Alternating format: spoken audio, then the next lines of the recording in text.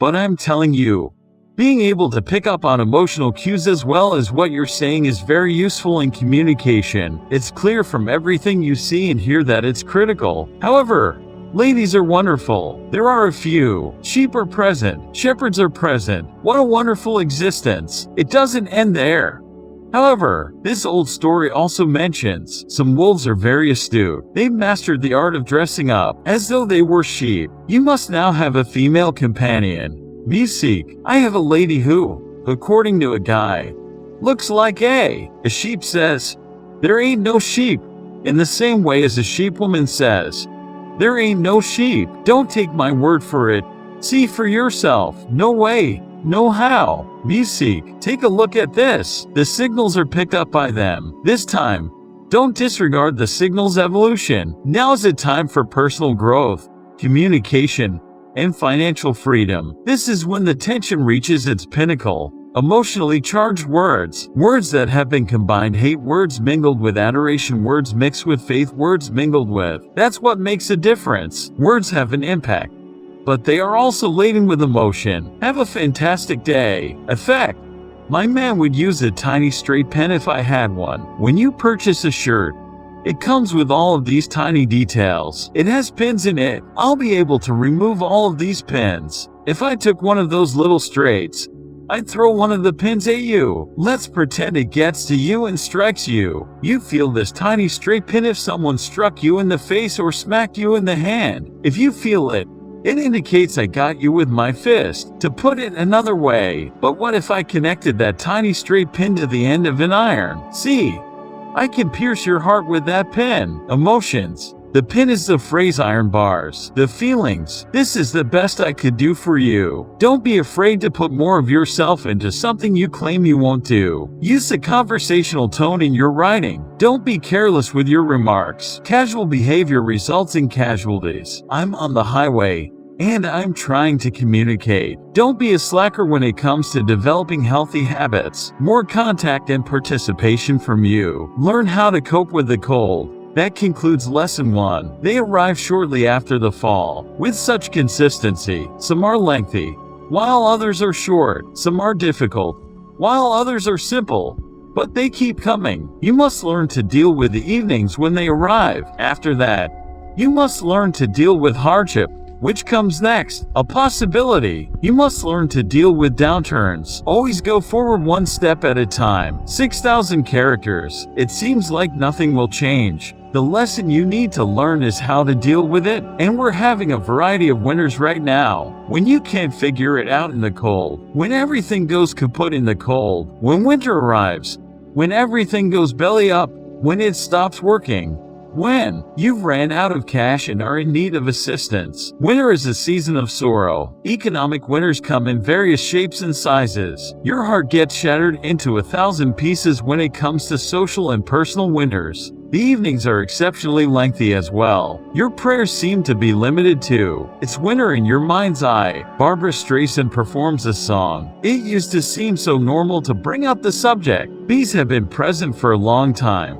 but they are no longer counted. They just lie down on the floor until we are able to sweep them away. You don't perform love songs for me. You don't say you need me either. You don't even bother to send me flowers anymore. The winter song. But be prepared for disappointments. Those are commonplace. That is a natural aspect of existence. However, the issue is, how will you handle it? What plans do you have for the future winters? The frustrations and low points are well documented. You can't rip up January and get rid of it. It's not in the schedule. Music. But there is something you can do. You can get stronger, smarter, and more powerful. Things are improving. You can't alter the winters, but you can change yourself. This is the final topic I want to discuss. It is divided into 2 sections. The first is the negative aspect, and I just have a few suggestions for you. There would be no positive in the bad. It's a natural part of existence. Scenario. There's a time to laugh,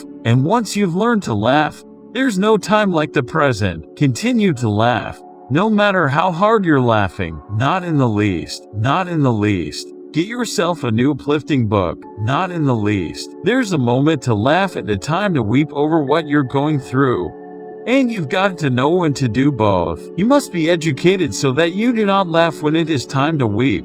And you must also learn to cry properly. How are you going to relate to some of them? If you don't weep with them, people will think you're a terrible person. The negative aspect is crucial. It's crucial to think negatively. It's something I teach kids. And it's on those ant philosophy tapes. Let me just go through a short scenario with you. Answer number 1 in ant philosophy. Never give up. What a great philosophy. You stop them if they're going anywhere. What's more, guess what? They'll search for a different route. How long will they remain this way? They'll keep looking until they discover it. Or they'll die. What an inspiring concept. But now for number 2. I can't give you all of them. But here's the second ant. Consider winter during the summer. At the very least, you've got to be a genius. You can't think about summer since you have work to accomplish. This is something you say in the cold but think about in the summer. The sky is, after all, blue. You can't be fooled by the clouds since they're fleecy. Don't build your home on the beach in the summer. Goes an old legend. Will we be advised not to construct our home on the sand during the summer since it is easy to be fooled? So, what are your plans for the summer? Consider a winter sinkstorm that will prompt you to seek for a rock in the woods. When the sky is blue in the summer, the most significant flaw is that it is typical. It's up to you to deal with it. It's impossible to ignore it. It, like your corpuscles, is a natural component of existence. We discussed it previously. Don't dismiss it.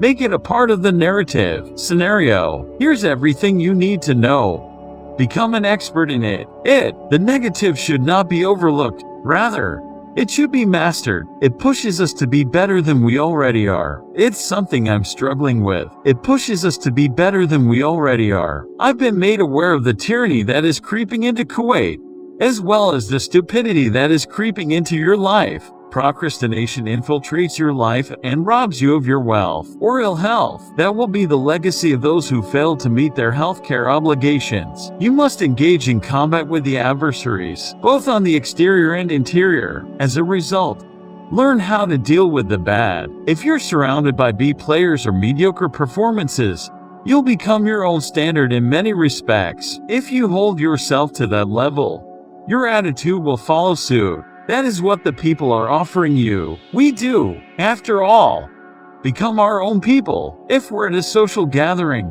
I have an internal standard that I want to follow. In my profession, I aim to be a game changer. I want to be the greatest there has ever been. Van Gogh and Rembrandt are two of the world's most well-known painters. You win in technology or whatever area you're in. Then your actions constantly reflect your inner self, your inner values, demonstrating how important your standards are for your relationship. What are your product quality standards? The standards of your job define the standards of your love life. The nourishment you put into your body determines the standards of your love life. Your mental benchmarks, the conditions of your presence in the world. So, regardless of what you do, my offer to you is to elevate your game to the level of world class. And it's all about being a game changer. Now I have to issue a warning, which I dislike since language is so essential. Caution is a strong word, and it's a bit theatrical. But I want to warn you as you go. The herd, the mob, and perhaps the cult of mediocrity came to prominence. Being able to alter the game, it's a really obnoxious conduct, and you're really threatening the general public, individuals in your immediate surroundings. And it's for this reason that every visionary was first. They used to be respected, and I'm sure you've seen it. You know, I want to take you, you say, to a whole new level in the world. My fitness to a whole new level in the globe. I want to enroll in a class or workshop to learn more about my trade. Or maybe a whole new level of world class. You're upping your financial game, and you're sharing it with people you care about, your friends, and perhaps your family. People you care about and who care about you are your friends. How many times have we made you laugh because we were mocked by the people around you? We had given up on a dream. What I'm saying is that when you have a chance, when others laugh at you, mock you, and don't comprehend your next level of excellence. That just implies you've had a fantastic dream. That just indicates you're on the right track. As a result, be a game changer. One of the most terrifying realizations I had was, my grandma passed away 5 years ago. I was there when she passed away. She was 95 years old at the time. She was just 1 hour away from passing away. She was taken to the hospital and admitted about 2 o'clock in the morning. The hospital performed one of the following things. They weighed her. They had to have you for some reason. They are engrossed on their paperwork and keeping track of what's going on. You don't get into paradise if you don't have a weight certificate. Maybe you don't get in if you have excess luggage. Or I don't know what they're thinking. But there's this sort of linear. All of this documentation requires. I'm always curious about all the individuals that passed away before we had records. That you know what happened to everyone one of them is. And she was born weighing 133 pounds. We all knew she was near to death when she entered the hospital. And we all witnessed as life actually fled her body. And then she appeared. There was a parcel that was being delivered. It was like this. Chilly and stiff. A bundle of bones. And the importance of stuff. It wasn't my grandma either. That bundle was no longer there. As well as discouraged.